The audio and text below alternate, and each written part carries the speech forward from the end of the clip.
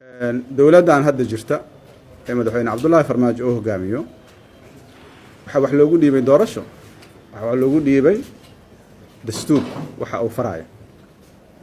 madaxweyne xasan sheekh ka horreeyey isagoo awoodii haysta oo ciidamadii xukuma oo imkaaniyaadkii oo dhan haysta waxa ogolaaday inuu yiraahdo waa la iga guuleystay, waxaan u tanaasulay codka baarlamaanka.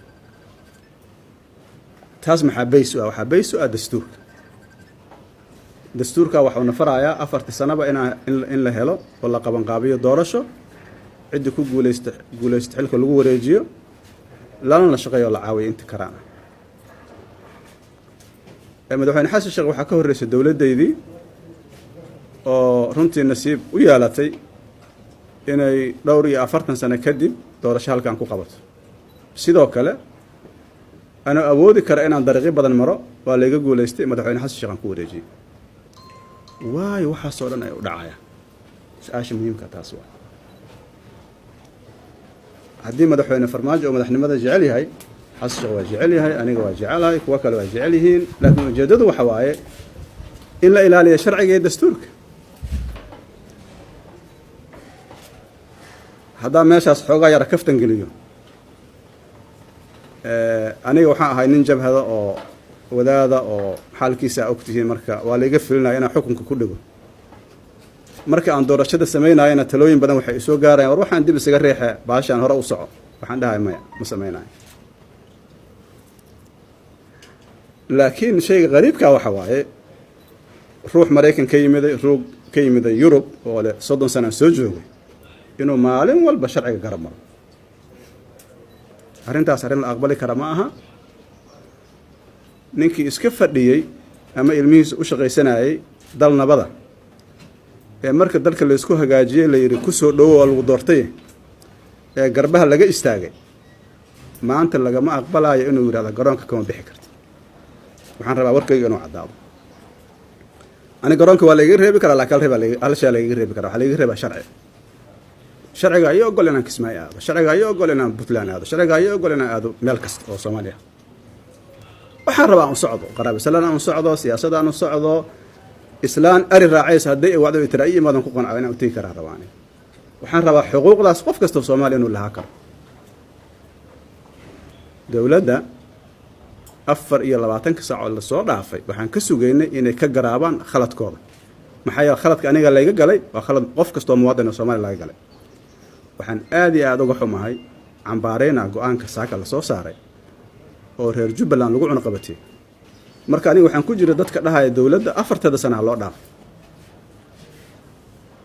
okay, 4 sano loo dhaafo haddaysan ba ogolaa karin waxyaabaha xorriyaadka asaasiga oo dadku ay leeyihiin.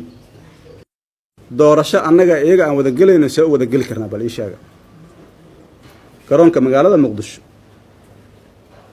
waxaan u malaynaa dhowr iyo 10 sano inuu xiraa markii maxkamaduhu furayeen, sax wala la? 15 sano. dowladdii ku meel gaarkaada aan hogaaminayay waxay ku guuleysatay ugu yaraan terminaalka inuu noqdo meel laga soo degi karo. garoonka intaas iga soo gashay haddii aniga la ogolaa waayo, cidda loo ogolaa kara bal ii sheega. waa su'aal. oo maxaan u socdaa aniga? waxaan u socdaa Kismaayo. dowladda waxay yeelan kartaa inay tiraahdo waxaasaan ka qabnaa annaga, raali naga ahaaw, waxaasa samayna. waxaan rabaa nuqdo muhiima inaan u gudbo. ma ogtihiin horta dowladda iyo aniga sharciga inaan u simannahay? waxaan u wadaa dowladda iyo muwaadiniintu sharciga waa u siman yihiin. dowladda wuxuu siinaa sharciga awood iyo waajib, anigana wuxuu siinaa awood iyo waajib ka muwaadin. hadduu sharcigu ii ogol yahay Kismaayo inaan aado, Kismaayo meel gaar ah waa Soomaaliya, hadduu ii ogol yahay dowladdana waa ogol yahay. garoonkaas haddii farmaajo uu ka bixi karo xaq u leeyahay, anna waa ka bixi karaa. way fahmaanta umalina. hadduu sharciga ii diida asagana waa u diidaa. macnaha waxaan rabaa inaan fahmo waxa la isku haya waa sharciye. 4 sano madaxweynaha kama hadlaynaa, dhahana waa ogolna, laakiin muxuu sameynaa madaxweynaha iyo dowladdiisa? maxay ka shaqeynayaan? waxay ka shaqeynayaan waxa sharcigu ogol yahay. hadday ka leexdaan marka maxaa dhici kara? waxaa dhici kara dowladnimada inay burburto.